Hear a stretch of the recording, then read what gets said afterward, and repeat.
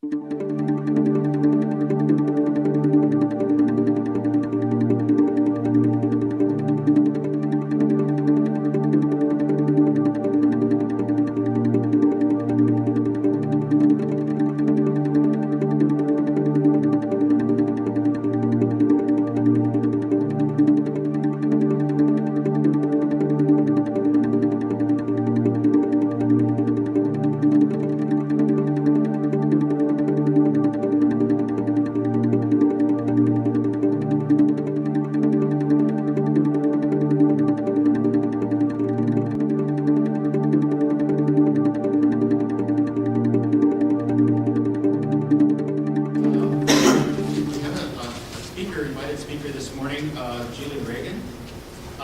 of External Affairs for the Lake Tahoe Regional Planning Agency, and she's been with that agency for 7 years.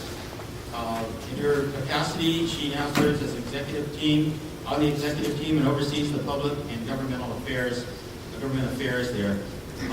Julie has 23 years experience in professional communications in both the public and private sectors, including 6 years at Delamar, Virginia Power and Light Company in Wilmington, Delaware. And she now lives on the South Shore in Christmas Valley and has been a Tahoe local since the early 1990s. Julie. Thank you.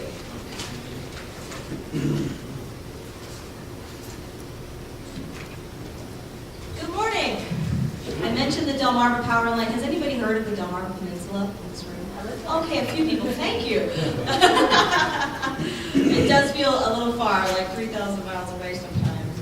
Let's see. Is this how I do that? Oh, yeah. Okay. Figuring out the slides is the hardest part of the whole day. How many people are being in Lake Tahoe for the very first time on this trip? A few. So most people are familiar with the spectacular place that I am lucky enough to call home, Lake Tahoe. Just a quick show of hands, who's all from California? Okay, the majority. Nevada, Arizona, Hawaii. I heard we have a New Zealand person here. Somebody here from New Zealand? All right, excellent. Well, we have a lot in common with New Zealand, actually, in terms of our beautiful environment. But what I would like to cover today, and the reason I mentioned Delmarva Power and Light, I started my career in utilities, and I know we have a lot of utility folks in the room, and I think obviously your background, following water, following the snowpack, you understand also my background being from a farm community. I grew up in a farming community, small town in Delaware, and that's what we are here in Tahoe. We're like farmers. When it's a good snow year, we're doing great. The ski resorts are packing people in, the restaurants are full, everybody's happy. You'll see smiles on people's faces around town. In dry years, it's easier for my husband because he doesn't have to snow blow every single day. The snow in my yard approached about 10 feet, the berm from my driveway, and the dogs. What do you do with them? So we are very much like farmers in Lake Tahoe, and I know that you all track the weather just as much as we do. But good year. Things are looking really good in the snowpack for the Sierra, for Lake Tahoe, and we're delighted about that. So what I'd like to cover, before I get into the main talking points about what's going on in Tahoe, some things that I think you'll find interesting, I'm just going to go through the watershed. Most of you have been to Lake Tahoe before, so you're fairly familiar, I'm sure, with the special ecosystem that we have in Tahoe. But I'd like to put what we call kind of the fast facts of the watershed together. When you look at this, it is fairly compelling. The size of the lake, the depth, the interesting demographics that we have around Lake Tahoe.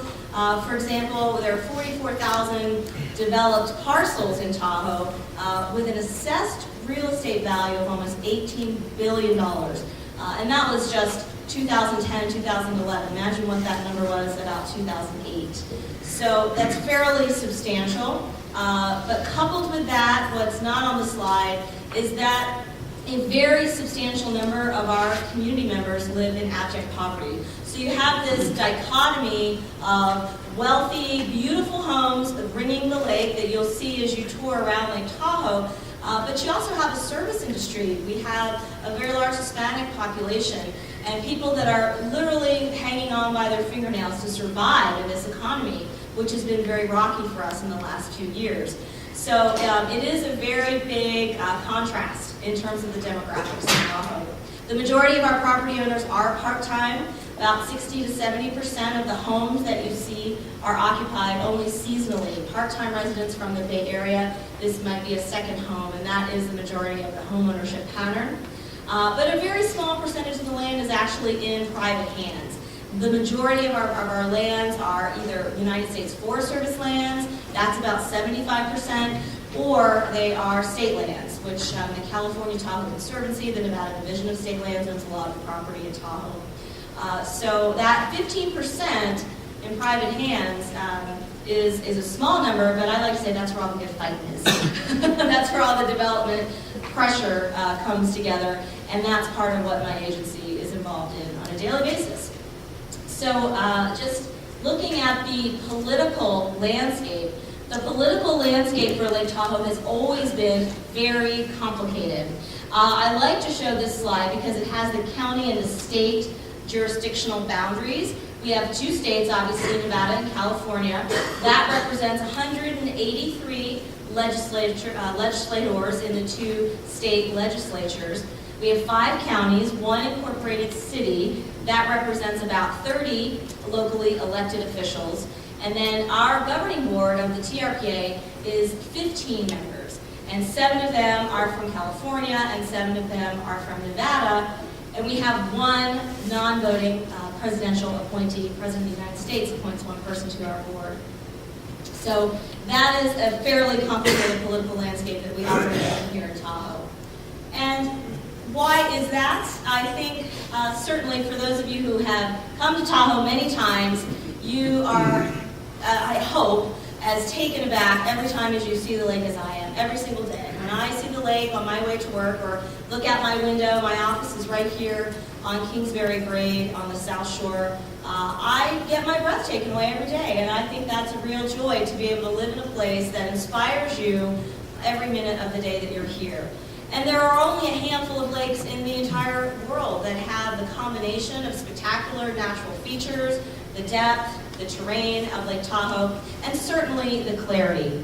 And you all have heard many quotes, I'm sure, by Mark Twain about Lake Tahoe, but my very favorite quote is, 3 months camping at Lake Tahoe would restore an Egyptian mummy to his former vigor.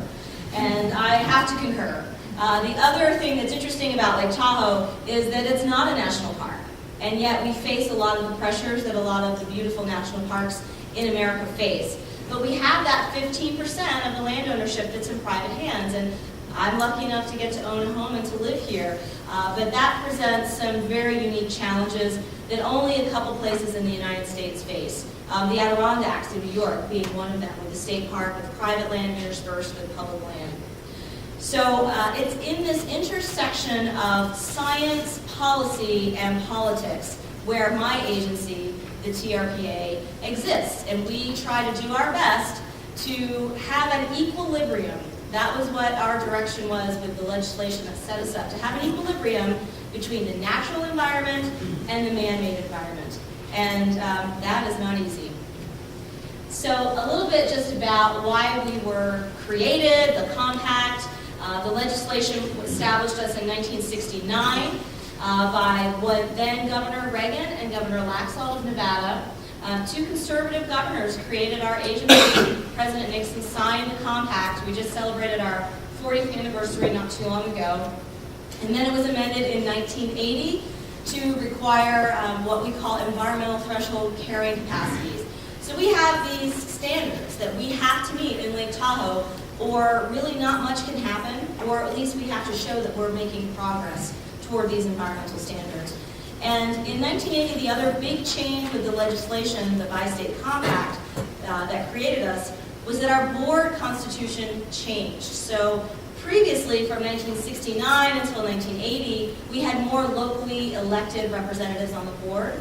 The development pressure was still extraordinarily high, and the development really didn't stop. That was the real heyday for Tahoe. The 70s, the building boom happened following the 1960 Olympics. So the compact changed in 1980, and we now have we have more representation from statewide, from governor's appointees, legislative appointees on our board than we do have local elected officials. And you might imagine that creates some consternation locally, and I explain that point many, many times when I go out in the community and try to educate people about what our organization is all about. The Bi-State Compact also created what's called the Tahoe Transportation District. That's a sister agency of ours, the TRPA, and we also serve as the Metropolitan Planning Organization. It's a lot, transportation has a lot of acronyms, as I'm sure your business does too. It seems to be really thick in transportation. The reason it's significant is that transportation is a huge issue at Lake Tahoe. And I'm going to talk a little bit about the lake clarity challenges that we face. Transportation is very linked into that. And we also have a directive in the compact to reduce dependency on the private automobile. So that's a mandate that is difficult. When we all know in California, one of my favorite polls in California was that 10% of those Mercedes-Benz owners surveyed said their car understands them better than their significant other. So that is a challenge when we're trying to get people out of their cars and onto transit or onto bike lanes. That is difficult, especially in California. So that's not an easy challenge, but it's something that we are mandated to do. Okay, so who knows about the clarity of Lake Tahoe? Is anybody familiar with clarity issues? Not too many folks. We have a lot of challenges with our lake clarity, and if you really think about the history of the lake, it's not very difficult to understand why. The logging boom, the picture at the top is during the Comstock era. The whole basin was logged out. I'm sure you're all familiar with that. There were maybe a quarter of the trees remaining after the Comstock era. Completely denuded landscape, a lot of erosion, and the regrowth of the forest is not the same healthy forest that it was prior to the Comstock. But that really wasn't the main issue. The lake recovered. We know that it recovered because we have core samples we can see historically, and then the measurement of the Secchi disk, which I'll talk about as well in a second, started in the 60s. So we know the lake recovered. It was really the development boom and the unplanned communities that sprung up in Lake Tahoe that really made the difference in terms of affecting the lake clarity in a negative fashion. Combine that with just human everyday activities. We have lawns, we have fertilizers, we have traffic, we have now invasive species. That's a very big emerging threat with climate change. That's a huge issue for us in the future. We have recreational impacts. We have mountain biking. We have things that we do that really makes us worry that we can love the lake to death. And that's not what we want to see happen. This is a shot from 1930, and it goes back to that historical perspective. To understand what's happening with the lake today, it's important to understand the history and where we've come from. This is a rare photograph from 1930 showing the Upper Truckee Marsh before there was development in the Tahoe Keys and before it was altered significantly. This is during the dredging of the Tahoe Keys, which was in the, I guess, in the 50s. So you can still see, though, the marsh is largely undisturbed. And then we had the promotion for the Tahoe Keys. I love this shot, little model, construction homes to live in the sky. Like an island in the sky. And that was the era that we were finding ourselves in. We, as a country, following World War II, people got in their cars, they discovered vacations, travel, the Olympics happened in 1960, and it was progress. And that was where we like to build on places that are beautiful. They happen to be the natural filters and the wetlands and the marshes that had kept the lake so pristine for so many millennia. The Olympics really put Tahoe on the map, and most of the motels that you see as you drive around the lake, and I understand you have a tour around Lake Tahoe, really take a look at the aging infrastructure. I like to call it a museum of bad 1970s architecture to a great extent. It does not really do justice to the natural beauty that surrounds us every day when we look at the mountains, the sky, and the lake. But that is a product of the way Tahoe developed. It was fast and furious, no conservation standards in place, and it all really stemmed from the need for facilities, for motels, for the Olympic athletes, the visitors, and folks that came as part of those games. And I love this 70s shot with the big cars of Lake Tahoe. You can see that was really, again, a heyday from the 70s of Tahoe before we had scenic standards, which now we have in place to look at things like signage and how we find that equilibrium between that built environment and the natural environment. And all the while that we're having this great turn of progress in Tahoe, there was a large faction developing between those who wanted conservation for the lake and those who wanted to see great development. And there was a call for a city the size of San Francisco. The term was a city with a hole in the middle. And that vision was looking at a population at build-out of 800,000 people. What is now the Tahoe Rim Trail would have been freeways, Caltrans, and NDOTs. We have maps in our offices that show all the ramps and the designs for that. That is a schematic of a bridge on the far right over Emerald Bay. And that is really what galvanized the attention of folks who said, this is probably not the right path for Lake Tahoe. We need to do something about this. And that is when Governors Regan and Laxalt stepped in, developed a very, very fond friendship that then proceeded, or that followed them into the White House, into Washington, D.C. over many, many decades. But they did not want the lake to turn gray on their watch. They said, no way, we're going to do something for Tahoe, and we are going to motivate our legislatures and the United States Congress to do this bi-state compact to create my agency to save the lake, basically. And it was very, very visionary for them to do it. Back in terms of the development timeline, the reason I like to talk about this is, again, back to those old motels that you see when you drive around the lake. If you look at that bottom tier on the bar chart, 37,000 parcels were developed in that period up through the 80s. And only in the last 20 years, with our current regional plan and our growth management strategies, have we incrementally increased that to another 6,000. We're in the process of updating our 20-year regional plan now, and we're looking at the final build-out being maybe 4,000 lots, 4,500, something to that effect. But when you think in terms of healing an ecosystem, the real issue is that rust-colored bar on the bottom. And those are properties that are here, that are built in wetlands, that are in places that we wouldn't allow building today, but they are legacy impacts that we have to look through.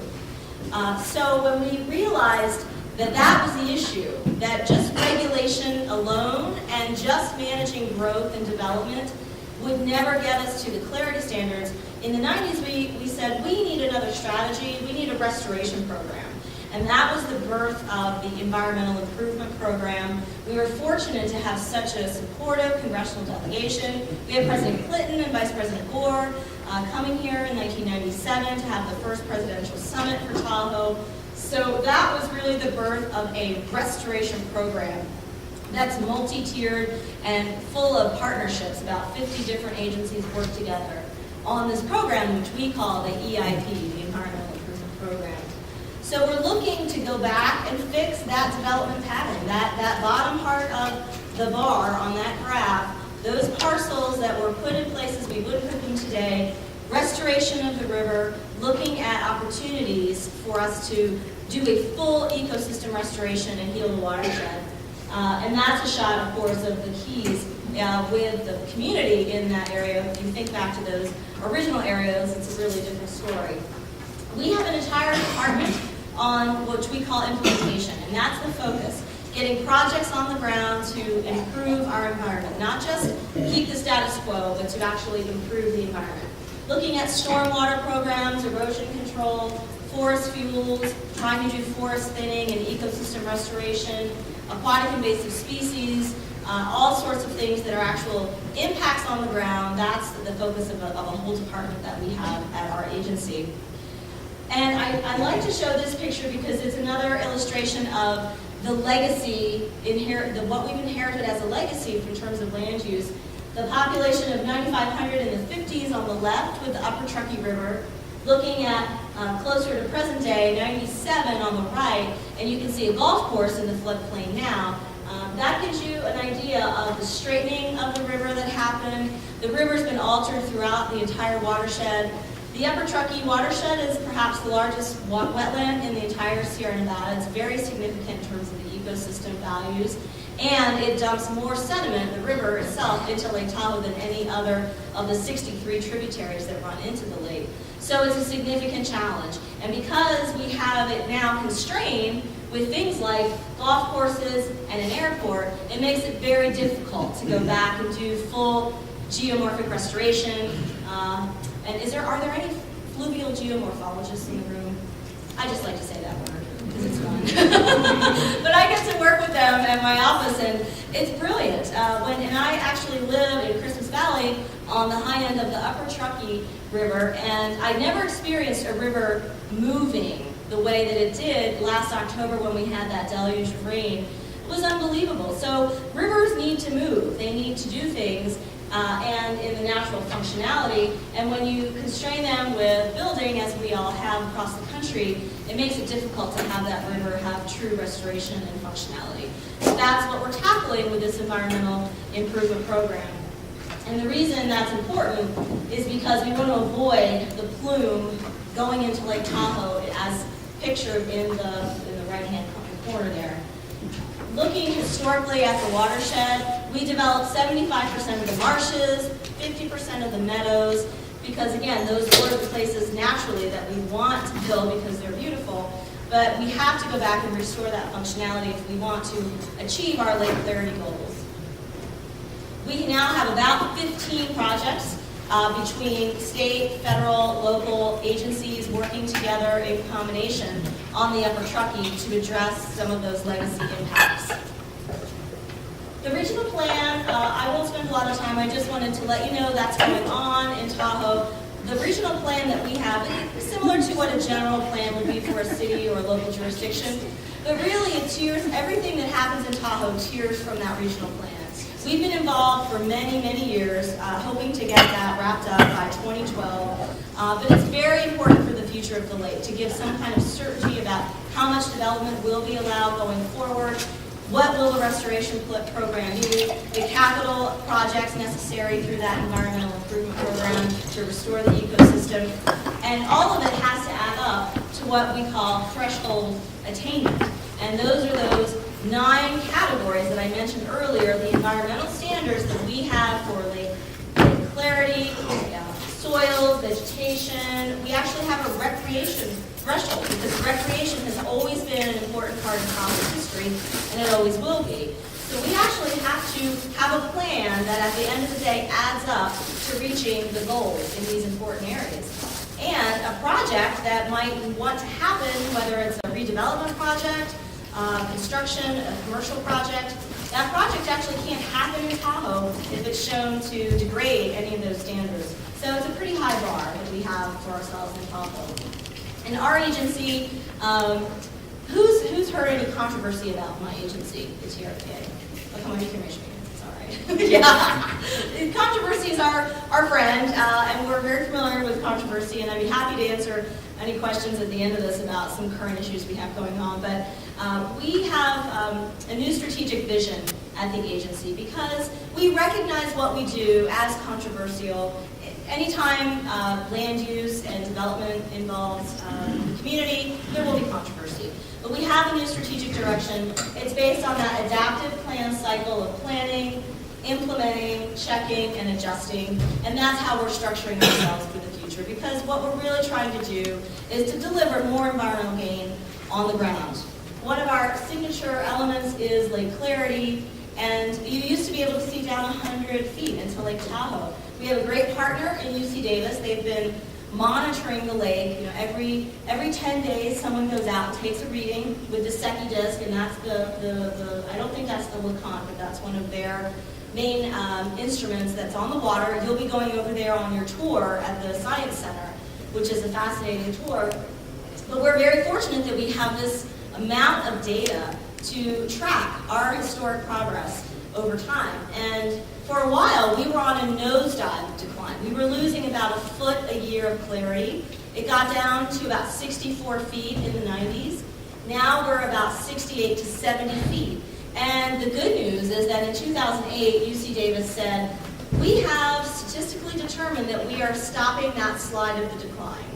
And I was hoping they'd say we're turning it around the other direction, but they weren't willing to do that. They want some more years of data. But for almost a decade, it started in 2000 essentially, when that change started to occur in the lake, we are arresting that slide. We are stabilizing the lake's clarity.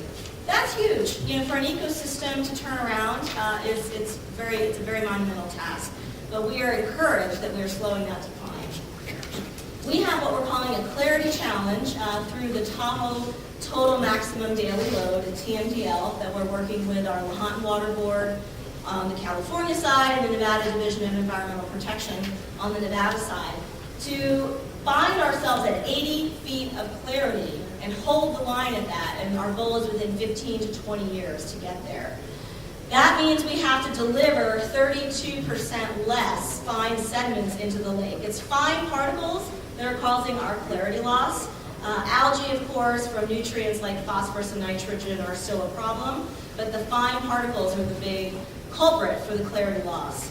So if we want to get to that clarity challenge of 80 feet and to hold the line there, it'll take a 32% reduction in fine sediment, and that will come at probably a price tag of about $1.5 billion. That's a hefty price tag. Most of that's in capital stormwater projects, a lot of private erosion control. But the good news is that we have invested already $1.5 billion with B since '97 through that environmental improvement program. So we have a track record of investment at the federal, state, local, and private level, and we're hopeful that once hopefully the economy turns around, that we can bring that forward to achieve that clarity challenge. Now, what's interesting in terms of the wet snowpack, we are excited for the snowpack. We're excited to see the lake rise and to have its natural rim back. However, in wet years, that is never as good for clarity, because in that runoff event, particularly if warm temperatures make a very high velocity flow into the lake, that's bringing more fine sediment in than it would be if it were a drier year. So historically, droughts are kind of better for lake clarity, but that's the way it is. That's Mother Nature, and you can't control it. That's why the erosion control projects and the stormwater work that we do around Tahoe is so critical to capture that runoff before it gets into the lake. So just a few more topics before we take some questions. What are the pressing issues of Tahoe? And climate change is something I'm sure you're talking about at this conference. Climate change is something we're all worried about in the Sierra Nevada. We're worried about it for a number of reasons. One, the lake is warming. We know this. UC Davis has measured the lake is warmer than it is statistically speaking. That brings us new challenges for invasive species. We have wide-mouthed bass fish in the Tahoe Keys, where that never would have happened before, but the warmer waters and the proliferation of weeds, which grow in those warmer waters, lack of sunlight, all of these are changing the fishery ecosystem. We also have a risk of catastrophic wildfire. I'm going to talk a little bit about that before we close, but the warming temperature and the Sierra, the forest makeup that we have being what it is from the Comstock, that's a huge challenge for us, and climate change is something we're very worried about. All the other issues, again, no strange topics to be covered there, but looking at lack of public awareness, that is something I'm passionate about. Is my job at TRPA is public outreach and trying to work with the community. There still is a lack of awareness in our community about what are the everyday impacts that people have in their homes, in their backyards on the lake, because it's not just one thing. It's the accumulation of many things. It's the accumulation of all of our impacts that make a difference in terms of the ecosystem. And the built environment around us is a huge issue, because we know the fine sediment that's getting into the lake is actually entering from the roadways from our built town centers. So we actually need to put change on the ground to facilitate better lake clarity. And that's something that our agency and our new strategic plan is very committed to try to facilitate redevelopment. We call it environmental redevelopment, where we give people an incentive to change a property maybe that they inherited from their families. It might be owned free and clear, one of those old motels, but what would it take to give them some incentive to fix that up, to put in erosion control, and to have an opportunity to develop even in a different location? So those are things we're looking at in our regional plan. How will we meet all of these challenges? It's only by partnership in Tahoe. Partnership is the name of the game. There are 50 different agencies that work in Tahoe. Our agency often finds itself in the middle as coordinator and partnership builder, bringing people together to do these very extensive and expensive capital projects, restoration projects, development projects, and public-private partnerships are a big part of that. The one example on the South Shore we can point to is right here across the street with the Heavenly Village. That was a huge public-private partnership where we got great environmental benefits, redeveloped the area, revitalized this local microcosm of our local economy, and is a big success, quite honestly. And it helped reduce traffic by 20% by having the gondola at the bed base. People don't have to get in their cars, they don't have to drive up to Ski Run Boulevard to go skiing. We need to do this on different scales, perhaps on smaller scales in other parts of the lake, but it is a success story for us nonetheless. Looking at private properties, I wanted to show these images of just an example of water quality, but also fire defensible space. Fire is a big issue up here as it is throughout the West, but we did have a lot of confusion, back to public awareness, about what is possible on a property to protect the environment and the lake's ecosystem while also being fire safe. So we've, as a partnership builder, again, worked with fire agencies, worked with environmental agencies to bring some very simple prescriptions for homeowners where people can do their environmental erosion control, they can also do fire safety work. Putting in that infiltration helps water quality. It's also a good moat around the property to protect from wildfire as well. We mentioned transportation. We have a goal to build about 43 miles of new bike paths around the lake. Ultimately, we'd like to have the entire lake bikeable. We have a lot of important links that are broken right now because we've hit site constraints, we've hit funding constraints, but we do have a master plan, a bike and pedestrian master plan for Lake Tahoe, where we'd like to get to that vision of having it possible for you to go around the lake entirely without your car. And we're getting there. It's taking time, it's expensive. The cost of building a bike trail could range anywhere from $800,000 to $3 million a mile in some places, depending on property acquisition costs and site constraints. So it's daunting, but we have a plan.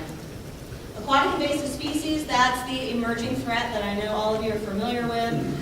We don't want the quagga mussels at Lake Tahoe. We are very anti-quagga mussel. We don't want the New Zealand mud snails. We already have Asian clams, and we're trying to manage them. But this is a huge issue for us. It could really devastate not only our ecology and the fishery of Lake Tahoe, but it also could absolutely devastate our economy. Think of the weddings that happen on Lake Tahoe. If you have quagga mussel shells, like that picture in Lake Michigan, all along the beach, fouling the beach, who wants to have their wedding on Lake Tahoe if that happens? So it's a huge issue that has galvanized the support of our local business community as well as the environmental community. We're all in this boat together is our public education campaign to let people know about boat inspections before they come up to the lake, because it will take everyone. It's not just motorboats, it's everyone, kayaks doing their part, making sure they're inspected, clean, drain, and dry. The pictures to the left of the boat campaign, the mats that you see are on the bottom of the lake in certain places, Marla Bay, Ski Run. We're trying to manage these Asian clams. There are 2 half-acre plots where UC Davis and UNR went out, and we actually had great success where we're suffocating those Asian clams and then they can be removed. The danger with Asian clams is that they could create conditions that could make it more hospitable for the quagga mussel to be introduced. And that is certainly something that we don't want to happen. So that is showing great promise to deal with the Asian clams. We probably can't eradicate them, but we think we can at least manage them. And then the bottom picture there is the milfoil, the curly pondweed, very aesthetically damaging to the lake, and certainly something that we want to try to do our best to manage, if not fully eradicate.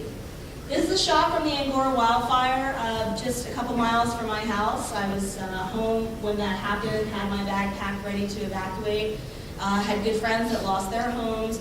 That's a continued threat for Lake Tahoe, but it's something that we are working on with the local fire agencies. We have a 10-year fuels reduction and wildfire prevention plan, and we're making progress. We just did about 4,000 or 5,000 acres in the last couple of years in terms of fuels reduction. and ecosystem restoration. This is a public education campaign that TRPA worked on with our local fire agencies. Get Defensive, we actually showed local firefighters and local homeowners working together to get defensive against wildfire and to do defensible space. Because we're seeing that as the memories of the Angora wildfire fade, people forget the importance of doing defensible space and making sure that their homes are fire safe. Meanwhile, the public agencies, the Forest Service, and all the other entities around the lake are working really hard to do fuels reduction. And this is a shot at Slaughterhouse Canyon over near Glenbrook. A couple years ago, this was before the fuels reduction, and this is after that same shot. Let's go back. So you can see it's just choked with dense vegetation, and this is more what the healthy forest should look like.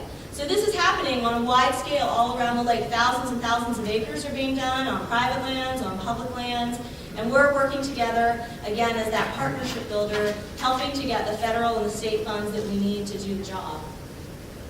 So in all, looking forward, our vision is, of course, is to keep this place beautiful for all of you, for all of us who get to live here locally, to enjoy it for future generations. Not an easy task by any stretch, but it's something that we're committed to, we're passionate about it, and we want to enlist you to help as well. I have some materials that we'll be leaving on your break so that you can take a look at how you can help, whether you're just a visitor or if you have a second home in Tahoe. There are different things that all of us can do at different levels. But nonetheless, I appreciate your attention, your support, and I will be happy to answer any questions that you have. Thanks for having me here today.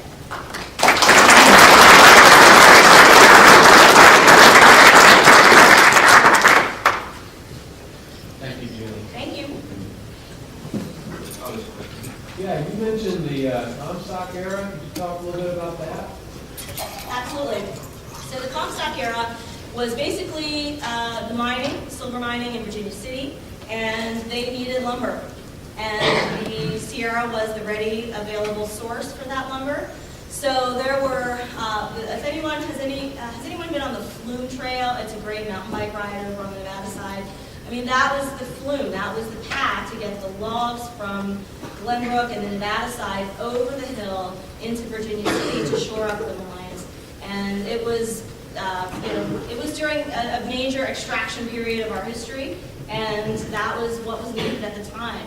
So what happened, the forest did grow back. As you saw in that picture, you can see the dense vegetation, but the white fir was more predominant in coming back. The ponderosa pines, the sugar pines, other native species were taken and were not replenished in terms of the repopulation. So that makes a denser forest. I think we're about 5 to 7 times as dense of a forest as we should be under natural conditions without the logging era during that Comstock period. So that means we have to go in and we actually have to thin them out and remove trees. That took probably 10 years to work with environmental special interest groups. We actually are being sued by environmental organizations now over a process that we developed to streamline the permitting for those kinds of projects, but it's in court now because it's controversial. Nothing in Tahoe is without controversy sometimes, but that's the basis of what that was all about. Yes? What percentage of the private lines rely on septic systems around the lake? That is a great question. The question was about septic systems. Virtually none. And I should have mentioned that because I used to work at the South Tahoe Public Utility District. It's a source of great pride. Our community in the 70s, early 70s, basically said no more septic for Tahoe. That was the first big environmental move, along with the formation of the TRPA. And we have no septic, and not only do we have no septic, everyone's on central sewer. We actually have our local utility companies treat and export the wastewater. So the South Tahoe Public Utility District is the largest wastewater treatment plant around the lake. They actually have advanced secondary treatment. They then pump that 30 miles into Alpine County, where ranchers use that reclaimed water for irrigation. So even though it's treated to a high degree, we do not discharge it into the aquifer or into the lake because of the nutrient content. Still, the heavy nitrogen would create perhaps an algae problem. And that comes at great expense as well. It's very costly. So no more septics. I think there might be a few random cabins on Forest Service lands and some other places around the lake, but any residential parcel has a sewer connection.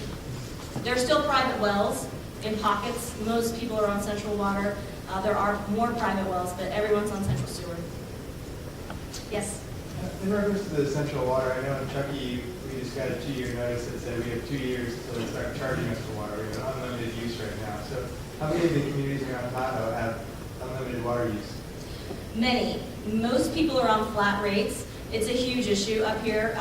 There's a state law, as you probably know, that's probably why Truckee is doing it, to have everyone be on meters over the course of another decade or more.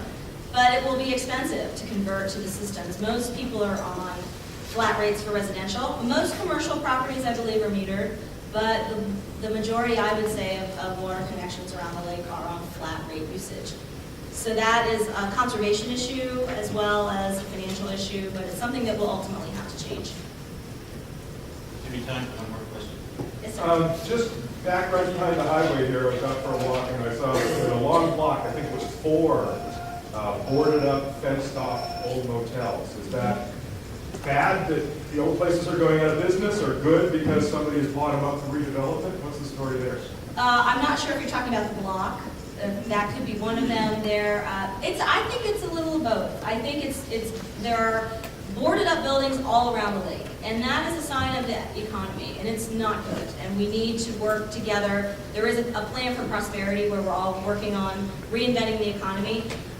But there is perhaps a silver lining in the good, in that people can have redevelopment opportunities, and if we can work together to streamline the regulatory process to make it a simpler, more concise process forward in terms of development, maybe we'll see less and less of that over time. But it doesn't inspire people to want to live in Tahoe, to visit Tahoe when you walk around and you see those sort of boarded up buildings. It's not a good face for us. So it's something that's a big challenge, and you'll see it if you take the tour. You'll see a lot of businesses that are just sitting empty, just as you would in other places. But in Tahoe, the gaming economy has declined. With Native American California gaming, that's not driving our economy anymore. So we're trying to reinvent ourselves, and that's a big issue for us right now. Thank you all very much.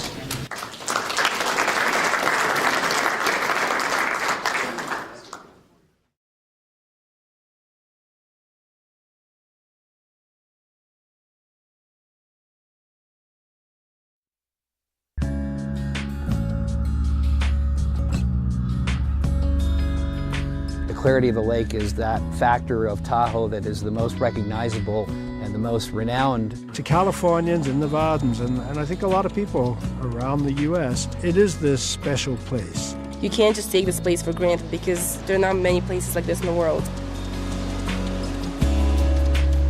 We're lucky enough that we get to live here full time. It's not a national park, so we have to do our part to protect this place. The Angora fire from 2 years ago had a profound impact on wildfire threat reduction efforts in the Tahoe Basin. The wake-up call was primarily to the homeowners and to, I think, a lot of various agencies around the lake that this is a priority environmental issue for the basin and needs to be dealt with. Recent assessments of communities in the Lake Tahoe Basin have indicated the majority of these communities are rated at high or extreme wildfire hazard. Well, as a property owner, the 2 most important responsibilities are putting in your best management practices, controlling the storm water on your property, and creating defensible space around your home. Do it all together. It's just cleaning up your landscape, making a conservation landscape happen.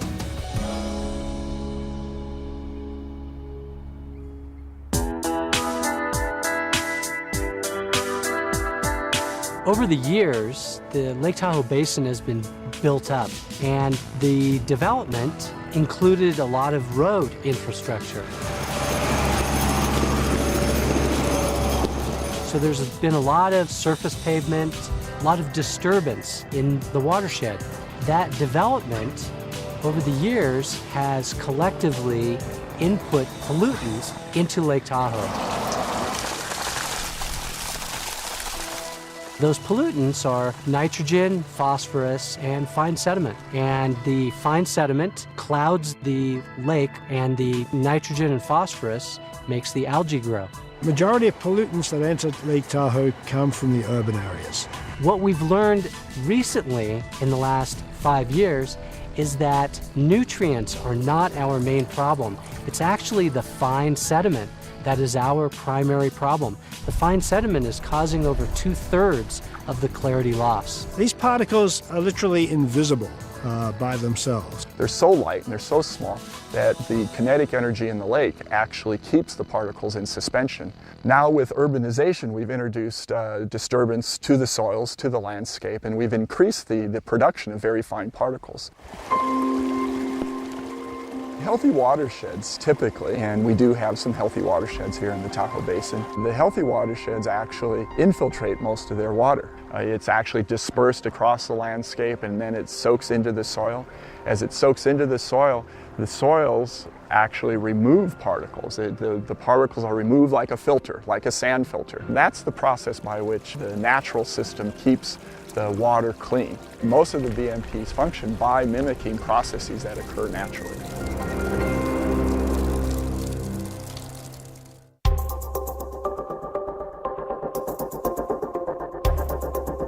A lot of our urban areas are built in the flatland, and that flatland used to be the floodplains and the wetlands and the meadows of the streams. And so we've removed the part of the system that used to do the cleansing. When we started our long-term measurements back in the 60s, you could see down on average about 100 feet. Tahoe's not there anymore. Tahoe changed dramatically. There's been over a 30-foot loss of clarity in the last 40 years. Back in '97, we went as low as 64 feet. We were kind of in a nosedive of decline, and that's when everybody came together and said, Lake Tahoe's too important. We don't want to get past that point of no return where we could never get back to 100 feet of clarity. And that's when our environmental improvement program really gelled, and people from the private sector, the environmental community, the government agencies all started working together with a cohesive plan of restoration.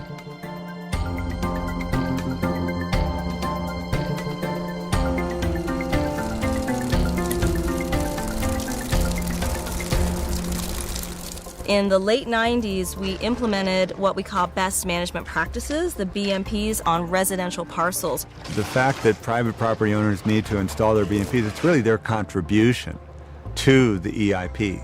It's the private contribution that matches against the public contribution. 72% of the fine particles getting into Lake Tahoe are coming from the urbanized areas of the lake. BMPs actually need to be implemented by everybody up at the lake. They're being implemented by the towns and cities, by the counties, by the state of Nevada, state of California, and they have to be implemented by all the residents, all the property owners here. It's required that all property owners, whether it's a condominium complex, apartment house, or private single-family dwellings, they need to implement BMPs.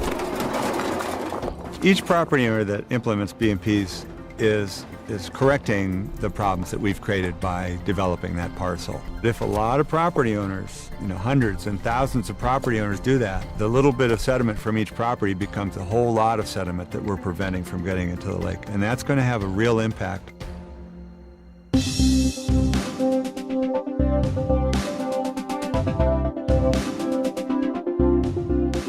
Property owners should be thinking about both their fire defensible space practices and their best management practices at the same time.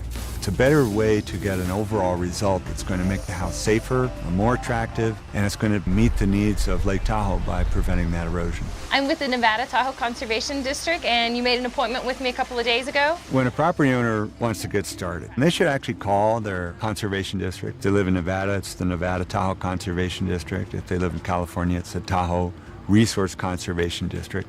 They can find out what needs to happen on that property to meet best management practices requirements. They can call their local fire protection district and get a fire defensible space inspection. All these lower branches in this tree are dead, and they constitute a real fire hazard. And by doing those things at the same time or close together and then making their plan, they can come up with a plan that's going to work. It's going to save them time and money in the long run. Property owners can actually look at their own property to determine what kind of erosion hazards they have, what kind of water quality impact their property might be having. Homeowners can look for these kind of signs, these little sandbars, deposits of fine sand, these little channels which we call rills or small gullies. And when they spot those on their property, they know they've spotted an erosion problem. Now it can be fixed by infiltrating the water coming off of their rooftop and their driveways. It can be fixed by improving the vegetation so that the soil is more protected from erosion, or maybe putting rocks under the drip line of the house. But this is the result of a lack of best management practices on the upstream properties. People should try to make their landscape act like a sponge to soak up water that falls on it. If you can infiltrate it, you essentially stop that fine sediment particle from coming off the land and going into the tributary and into the lake.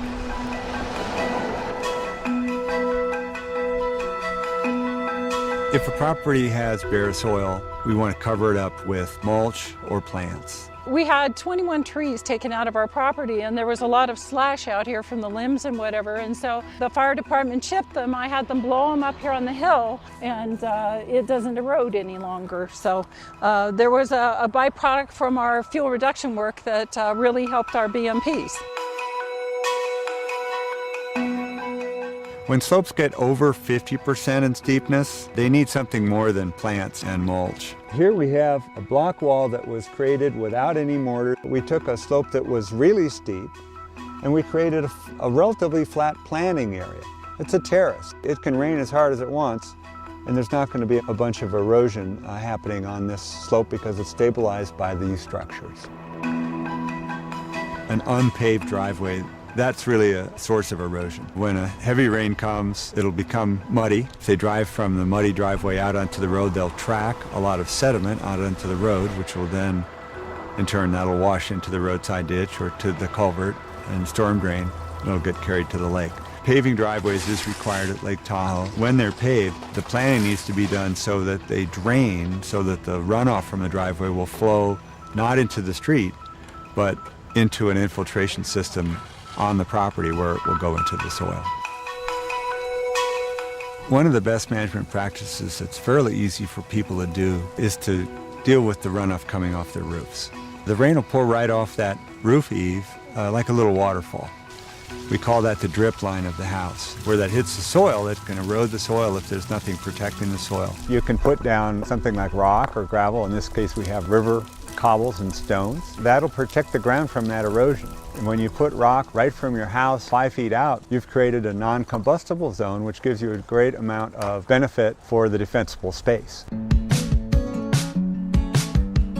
The definition of defensible space is that area between your house and an oncoming wildfire where the vegetation has been managed to reduce the fire threat.